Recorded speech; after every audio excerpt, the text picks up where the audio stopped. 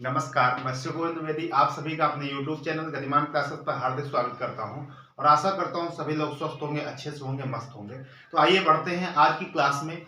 आज हम एक क्वेश्चन आपके सामने लेके आए हैं, प्रॉफिट एंड लॉस का क्वेश्चन है। बहुत ही प्यारा क्वेश्चन है, बहुत अच्छा कॉन्सेप्ट है। अगर आप इसको सीख जाते हैं तो प्रतियोगी परीक्षाओं में बेहतर करने का आप जरूर प्रयास करेंगे। आइए बढ़ते हैं, हम लोग आज सीखते हैं कुछ नया। ठीक है, कुछ नया सीखेंगे आज। और मैं आपको ये बता दूं कि आप इस समय कोरोना काल में चल रहे हैं। कोरोना काल का मतलब ये है कि कोविड-19 का दूसरा एक है, वो जो ओमिक्रॉन के नाम से वो दूसरा प्रचलित हुआ है, वो बढ़ रहा है। तो उसको ध्यान में रखते हुए सरकार ने कुछ गाइडलाइन लगाई है।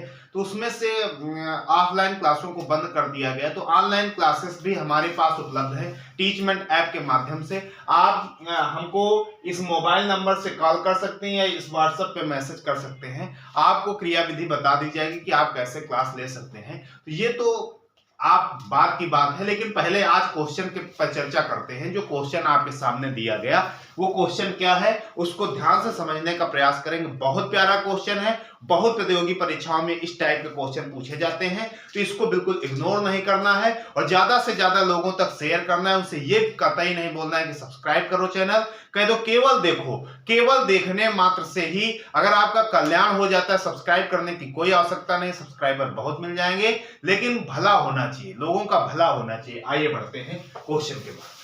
देखो क्वेश्चन कहता है, एक घड़ी को 16% लाभ पर बेचा जाता है। यदि ये घड़ी 10% कम दाम से खरीदी जाती और 14 रुपए कम दाम पर बेची जाती तो 25% का लाभ होता। घड़ी का क्रय मूल्य ज्ञात करें। जब इस टाइप की कंडीशन आए तो आपको एक फार्मूला याद रखना पड़ेगा। घड़ी का क्रय मूल्य बराबर अंतर, क्रय मूल्य बराबर अंतर अपान SP1 डिफरेंस SP2 इंटू 100। ये आपको याद रखना पड़ेगा। बोले सर इसी से काम चल जाएगा? हमने कहा बिल्कुल इससे काम चलने वाला नहीं है। आपको क्रिया विधि इसकी याद रखनी पड़ेगी कि कौन सी क्रिया विधि हम अपनाएं जिसके फलस्वरूप हम इस क्वेश्चन को कर पाए। तो आइए देखते हैं। सबसे पहले हम पहला वाला जो क्रय मूल्य CP1 मानेंगे वो अपनी तरफ से 100 मान लेंगे। फिर उसके बाद जितनी क्रिया विधि है क्वेश्चन के माध्यम से करेंगे। ये अपनी तरफ से हमने मान लिया कि हमारा पहला वाला क्रय मूल्य CP1 कितना रहा, 100 रहा। फिर कहता है एक घड़ी को 16% लाभ पर बेचा जाता है। अब इसको 16% लाभ पर बेचा गया तो हमारा SP1 कितना हो जाएगा? बोले सर 116। 100 का 16% लाभ यानी 16 बढ़ा तो कितना हो गया? 116 हो गया। बोले बहुत बढ़िया।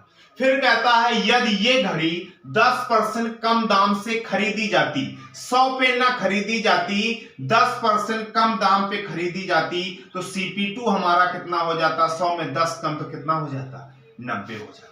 क्लियर ना?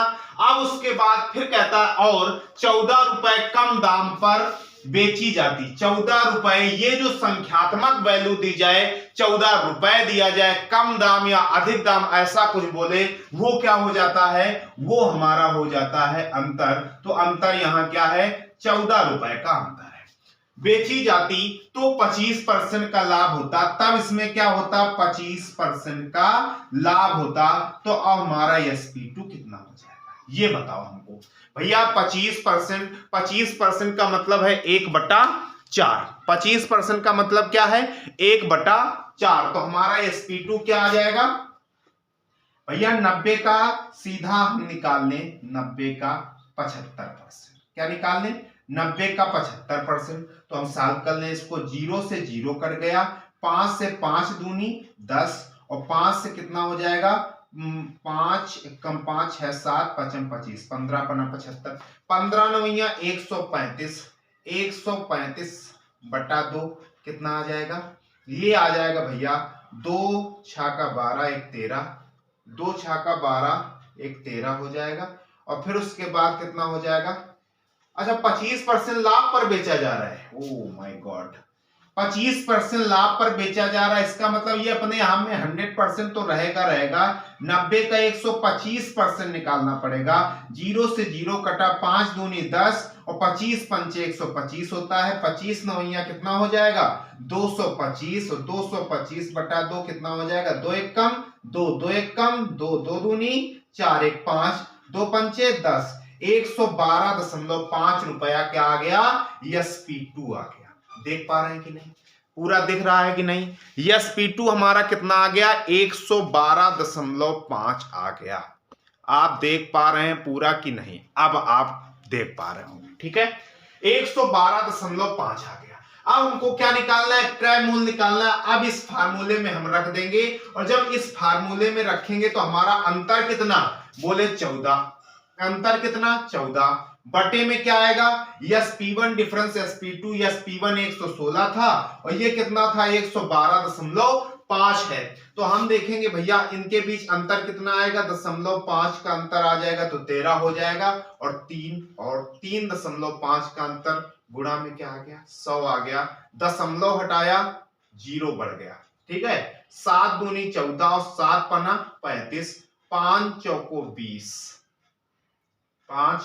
5 दूनी 10, 200, ठीक है। 5 दूनी 10, 2 दूनी 400, कितना आ गया 400 हमारा आंसर आ गया, ठीक है। ये इसमें जगह कम थी, इस वजह से थोड़ा सा बताने में दिक्कत हुई। हम आपको एक बार दोबारा से समझा देते हैं क्या क्रियाविधि रही कि भाई जब आपसे कहा जाए इस टाइप का क्वेश्चन दिया जाए तब आपको फार्मूला कौन लगाना है, क्रय मूल्य बराबर अंतर बटे SP1 डिफरेंस SP2 इंटू 100, ठीक है। ये हम लोगों को कर लेना है। फिर उसके बाद हम लोगों को सबसे पहले क्या करना है, हम लोगों को पहला क्रय मूल्य मान लेना है कि 100 हमने क्रय मूल्य मान लिया, उसमें 16% का लाभ हुआ तो SP1 कितना हो गया 116। फिर कहता है कि अगर हम इसको 10% कम दाम से खरीदते हैं तो 100 का 10% कम कितना हो जाएगा, 90 हो जाएगा। फिर कहता है कि अगर 14 रुपए कम दाम पर बेची जाती है, जो संख्यात्मक वैल्यू 14 रुपए इस टाइप की कोई वैल्यू दी जाए वो क्या हो जाएगी, अंतर हो जाएगी। 14 रुपए कम दाम पर बेची जाती, अंतर हो गए तो उसे 25% का लाभ होता, तो 90 का 25% लाभ हो गया तो कितना आ गया 112.5 आ गया। हमारा SP2 कितना आ गया 112.5 आ गया। जब इतना आ गया तो हमने देखा कि भैया हमको क्रय मूल्य निकालना है, तो क्रय मूल्य बराबर क्या होता है, अंतर बटे SP1 डिफरेंस SP2 इंटू 100। अंतर हमने निकाला, अंतर हमारा क्या था 14 था, वो हमने रख दिया। नीचे SP1 डिफरेंस SP2, तो भैया 116 में हमने 112.5 घटाया तो कितना आ गया 5 5 10, 12 3 15 16, ठीक है। तो हमारा 3.5 आ गया, हमने गुणा करा दिया 100 से, ठीक है। तो कितना हो गया 14 गुणा 100 और बटे में 3.5, दशमलव हटाया 0 बढ़ाया, 5 सत्ते 35 हो गया, और 5 दूनी 10, 200 आ गया, 7 दूनी 14 हो गया, 2 दूनी 400, हमारा क्रय मूल्य कितना आ गया 400 आ गया। तो मैं आशा करता हूं इस टाइप के क्वेश्चन आपको मिलेंगे, आप आसानी से कर पाएंगे और बेहतर तरीके से कर पाएंगे। अपने दोस्तों के साथ भी इसको शेयर करिएगा। बहुत बहुत धन्यवाद, बहुत बहुत, ठीक है।